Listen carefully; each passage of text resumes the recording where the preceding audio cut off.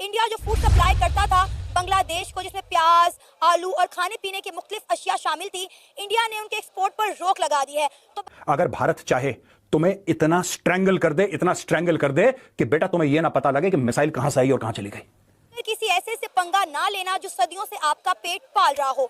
मगर ये बात बांग्लादेश को समझ नहीं आई और बांग्लादेश ने इंडिया के साथ पंगा ले एक एक बांग्लादेशी को यहां से पकड़ कर निकालो, इन नाशुकरों को एक एक को निकालो, एक एक बांग्लादेशी को। मैं ये कहता हूं ना इनको खाना खिलाओ, मैं कहता हूं ना खित्ते में चौधराहट के ख्वाब देखने वाले भारत को इस बेदर्दी से जगाया कि नरेंद्र मोदी तिरमिला गए और बांग्लादेश में हसीना वाजिद के जुल्म बर्बियत से आजिज। मोहम्मद यूनुस साहब जो हैं वो कह रहे हैं सार्क को रिवाइव करना चाहिए। डॉक्टर साहब, इंडिया तो सार्क को कभी भी रिवाइव नहीं करने देना चाहता। तो मोहम्मद यूनुस ने क्या ये कोई कंसेशन लेना चाहते हैं नरेंद्र मोदी से कि हसीना वाजिद को चुप कराओ, वरना मैं लगता है कि ये दुआ बांग्लादेश में पूरी हो गई है। इन नौजवानों ने बांग्लादेश को यकसर बदल कर रख दिया और इन जो कल के बच्चे हैं, 4 बार की वज़ीर आज़म को 3 बार के अपोजिशन लीडर शेख हसीना वाजिद का उन्होंने बोरिया बिस्तर ऐसे गोल किया कि वो बामुश्किल जान बचाकर मोदी जी के चरणों में जा पहुंची।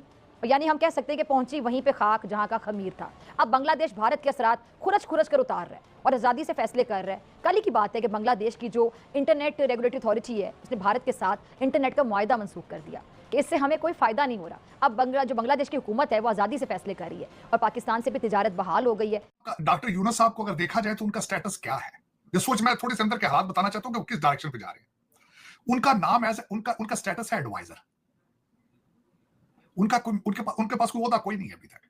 और दूसरा, उन्होंने डॉक्टर यूनुस साहब ने अगले दिन तकरीर फरमाई है, बड़ी कंट्रोवर्शियल सी। उन्होंने कहा है कि हम रिफॉर्म करेंगे, हमारा काम है रिफॉर्म करना, हो सकता है उसमें 4 साल लग जाए।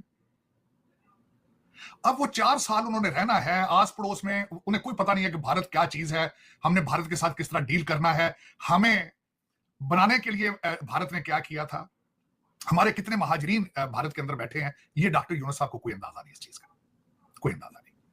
सार्क कंट्री का उन्होंने बिल्कुल आपकी बात ठीक है, ब्लैकमेल करने के लिए उन्होंने ताश का पत्ता फेंका है।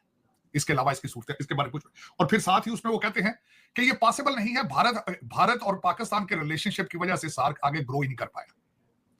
डॉक्टर यूनुस साहब बड़े पढ़े लिखे बंदे हैं, मेरे ख्याल में तो पूछना चाहिए कि सार्क कंट्रीज के हालात क्या है, जरा देखें तो सही, जरा गिन के वो जो 7 कंट्री हैं उनके इकोनॉमिक हालात देखें, पॉलिटिकल स्टेबिलिटी देखें। 2 करोड़ से ज्यादा बांग्लादेशी घुसपैठिए भारत में बैठे हैं। मैं सरकार से यह कहता हूं, ठीक है, आप बांग्लादेश के अंदर मिलिटरीली आप नहीं इंटरवीन करना चाहते, एक एक बांग्लादेशी को यहां से पकड़कर निकालो, इन नाशुकरों को एक एक को निकालो, एक एक बांग्लादेशी को। मैं ये कहता हूं ना इनको खाना खिलाओ, मैं कहता हूं ना इनका अस्पताल में इलाज करवाओ। और मैं मिनिस्ट्री ऑफ एक्सटर्नल अफेयर्स से ये रिक्वेस्ट करता हूं कि एक एक बांग्लादेशी का जो भी वीजा है कैंसिल करो, जो भारत में है 48 घंटे दो, निकल यहां से, वरना पड़ेगा मुंह पे तेरे। किसी बांग्लादेशी को अंदर नहीं आने देना, घुट के रहने दो वहीं पे। कहना जाओ बेटा, अब्बू अब्बू करके चीन के पास जाओ, चीन मदद करेगा। तुम्हें हिंदुओं के ऊपर हमला करना है, आई विल टेल यू, ठीक है, आई विल टेल यू। आज की तारीख में अगर भारत चाहे तुम्हें इतना स्ट्रैंगल कर दे, इतना स्ट्रैंगल कर दे कि बेटा तुम्हें यह ना पता लगे कि मिसाइल कहां से आई और कहां चली गई। तुम्हारे सिर्फ 2 पड़ोसी हैं, 2, एक म्यांमार जो कि खुद भुक्का नंगा है, और दूसरे तुम भुक्के नंगे, तुम्हारा दूसरा पड़ोसी भारत है। तुम्हारी पूरी इकोनॉमी भारत की वजह से चलती है। तुम इस गलतफहमी में मत रहना कि तुम बहुत बड़े टेक्सटाइल में तुर्रम खान हो, तुम्हारा रॉ मटेरियल कहां से आता है। मैं बता रहा हूं कुछ सच्चाइयां। आज की तारीख में सरकार हमारी कुछ करे ना करे, हम लोग क्यों वेट करते हैं सरकार कुछ करे? एवरी वन ऑफ यू, आज मेरी अपील है, तुम्हें हिंदुओं को मारना है ठीक है, तुम्हें मंदिर तोड़ने हमारे ठीक है, चलो अब मैं बताता हूं क्या करना है। आपको जहां बांग्लादेशी मिले आप पुलिस को रिपोर्ट करिए, ये बांग्लादेशी है, नोएडा में घरों में काम करते हैं, ये सब बांग्लादेशी हैं और झूठ बोलते हैं मालदा के रहने वाले हैं। They are not from Malda, Malda एक इलाका है वेस्ट बंगाल में। एक एक बांग्लादेशी से पूछो कि तुम कहां के रहने वाले हो, दे विल टेल यू। और अगर आपका, मैं आपको बोल रहा हूं जितने भी लोग हैं, अगर आपके कोई बंगाली फ्रेंड्स हैं ना, आपको नहीं पता लगेगा, you will not come to know, but if you have Bengali friends they will identify. जो बंगाली है उसको फट से पता लग जाता है कि ये जो बोली बोल रहा है ये आदमी वेस्ट बंगाल का है कि ये बांग्लादेश का है। Any Bengali will tell you in 5 seconds, he will tell you कि नहीं भाई ये यहां का नहीं है, ये वहां का है। I request all the doctors, इनका इलाज बंद करो, चोक that country, we should stop all trade. जितने भी बिजनेसमैन हैं, आप जो भी सप्लाई कर रहे हो बांग्लादेश को बंद करो। इकोनॉमिकली इनको इतना तोड़ दो कि इनकी रीढ़ की हड्डी टूटे, ये व्हीलचेयर में बैठे हैं। इनको बहुत मंदिर तोड़ने का शौक है। अभी रुक जाओ बेटा, मैं तोड़वाता हूं तुमसे मंदिर। तो मैं इनको सॉर्ट आउट करना बहुत जरूरी है, ये बांग्लादेशियों को, कंगलादेशियों को। ये भिखमंगे, हमारी भीख पे पलने वाली कौम आज की तारीख में हमें सिखा रही है। ये 2 कौड़ी का स्टूडेंट लीडर नाहिद इस्लाम इंडिया को सिखा रहा है कि तुम नहीं चाहते, हम नहीं बेटा, हम चाहते हैं, इसलिए तुम्हारा वजूद है। इंडियन आर्मी अगर नहीं चाहती, उस समय जनरल सैम मानेकशॉ बोलता कि यार कोने में लगो, जरा लेफ्ट मुड़ जाना। अभी भी टिक्का खान ने क्या बोला था आपको पता है? टिक्का खान, याहिया खान, ये सब, Yahiya Khan was at that time of course the president of Pakistan. दोस्तों, आपको पता है ऑपरेशन सर्चलाइट में क्या हुआ था? जनरल टिक्का खान आया था और जनरल टिक्का खान ने ऑपरेशन सर्चलाइट शुरू करा। 30 लाख बंगालियों को मारा था ईस्ट पाकिस्तान में। 30 लाख, 30 लाख बंगालियों को, 10 लाख बंगाली औरतों के साथ रेप करा था। तब इंडियन आर्मी बीच में गई। इंडियन आर्मी ने पाकिस्तानी फौज की टांग तोड़ी और 16 दिसंबर 1971 को सरेंडर लिया।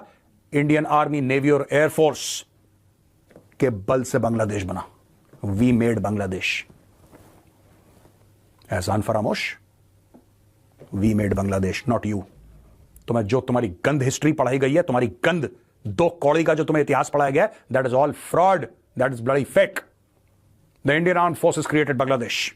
अभी बांग्लादेश को ये फैसला लिए 48 घंटे का वक्त भी नहीं गुजरा था तो ये खबर सामने आई है कि बांग्लादेश में खाने पीने की अशिया में शदीद कमी आ चुकी है।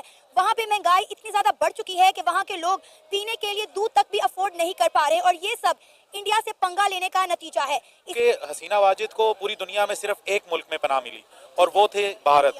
अब इंडिया में जब उनको पनाह मिली तो अब इंडिया की पूरी कोशिश है और वो पूरी दुनिया के साथ मिलकर, जो उनके सपोर्टर हैं उनके साथ मिलकर ये पूरी कोशिशों में लगा हुआ है कि बांग्लादेश की इकोनॉमी किसी भी तरह अपने पांव पर खड़ी ना हो पाए।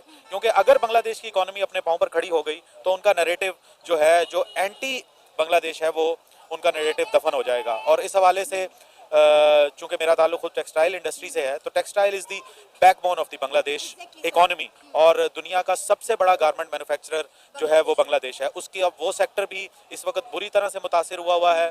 उनके बैंक्स, उनके फाइनेंशियल इंस्टीट्यूशन, सेंट्रल बैंक्स उनको बिल्कुल सपोर्ट नहीं कर रहे। सर क्या वजह है? 4 महीने हो गए हैं, वो चाहते थे शेख हसीना वाजिद अपनी हुकूमत छोड़ें और यहाँ से चली जाएं, वो चली गई। 4 महीने हो गए, अभी तक बांग्लादेश जो है वो एहतजाजों की आग में क्यों जल रहा है? क्यों उनकी टेक्सटाइल इंडस्ट्री जो है वो खसारे का शिकार हो रही है?